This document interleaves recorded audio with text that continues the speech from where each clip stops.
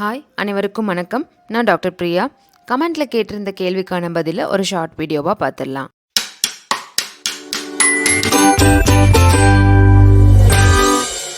Ma'am, எனக்கு marriage முடிஞ்சு 8 month ஆச்சு. இன்னும் ப்ரெக்னென்சி ஆகலை. என்ன ப்ராப்ளம் மேம் சொல்லுங்கள் ப்ளீஸ். எனக்கு மந்த்லி 5 பீரியட் டைம். ஓவுலேஷன் எப்போ சொல்லுங்கள்.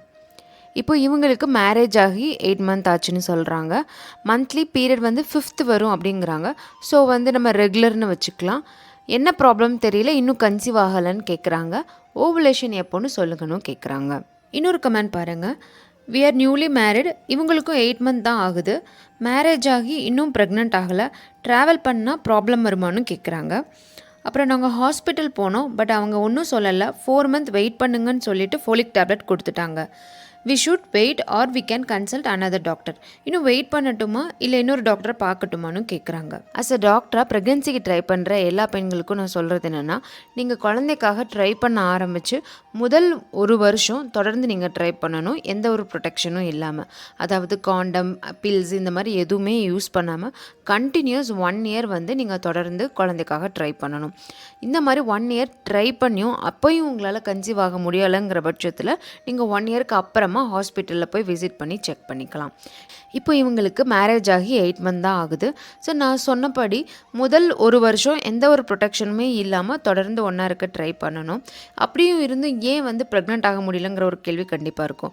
ஸோ ரொம்ப காமனாக பார்த்தீங்கன்னா, இப்போ புதுசாக கல்யாணம் ஆனவங்களுக்கு அந்த முதல்ல ஒரு 3 மாதம் இல்லை 4 மாதம் ஒன்றா இருக்கிறப்போ கொஞ்சம் பெயின்ஃபுல்லாக இருக்கும். ஸோ அதனால ஒன்றா இருக்கக்கூடிய நாட்கள் அந்த ப்ராபபிலிட்டி கொஞ்சம் கம்மியாகவே இருக்கும். ஸோ அதனால ஓவுலேஷன் டே கூட மிஸ் ஆகிறதுக்கும் வாய்ப்பு இருக்குது. இன்னொரு விஷயம், ஓவுலேஷன் நாட்கள் பற்றின நாலேஜ் இல்லாததுனால கூட இருக்கலாம். அதாவது இப்போ சிலர் என்ன நினச்சிக்கிறாங்கன்னா, தொடர்ந்து எல்லா நாளுமே ஒன்றா இருந்தால் ப்ரெக்னென்ட் ஆக முடியும். எஸ்பெஷலி பீரியட் வர்றதுக்கு ஒரு 4 நாள் முன்னாடி ஒன்றா இருந்தால் அப்போ பீரியட் வராது, அப்போ ப்ரெக்னென்ட் ஆக முடியும் அப்படிங்கிற எண்ணம்லாம் இருக்குது. ஸோ அது அப்படி கிடையாது. கருமுட்டை பெண்ணுக்கு வெடித்து வெளியே அந்த சமயத்தில் விந்து ஒன்றா சேரணும். அப்போ தான் ஒரு குழந்தைய உருவாகும். இது எப்போ நடக்கும்? இதைத்தான் ஓவுலேஷன் சொல்லுவோம். இது எப்போ நடக்கும்னா, ஒரு பீரியடோட மிட் சைக்கிளில் தான் நடக்கும்.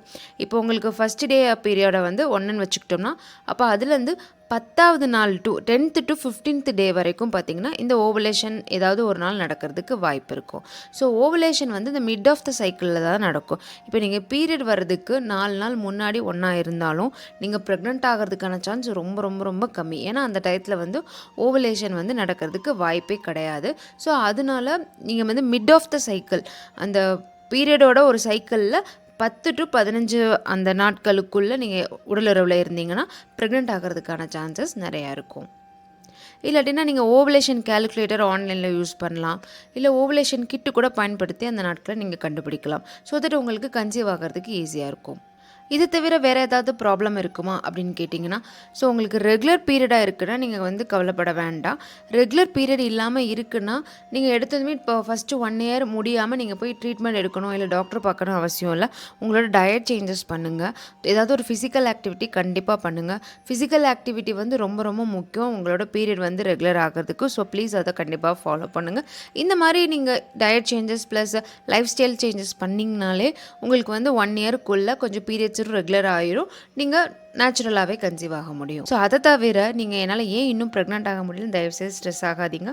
கண்டிப்பாக நியூலி மேரிடாக இருக்கீங்க இல்லை ப்ரெக்னென்சிக்கு ட்ரை பண்ண ஆரம்பித்த சமயங்களில் ரிலேட்டிவ்ஸ் யாராவது உங்களை ஏன் இன்னும் கன்சீவ் ஆகலன்னு டெஃபினட்டாக கேட்பாங்க.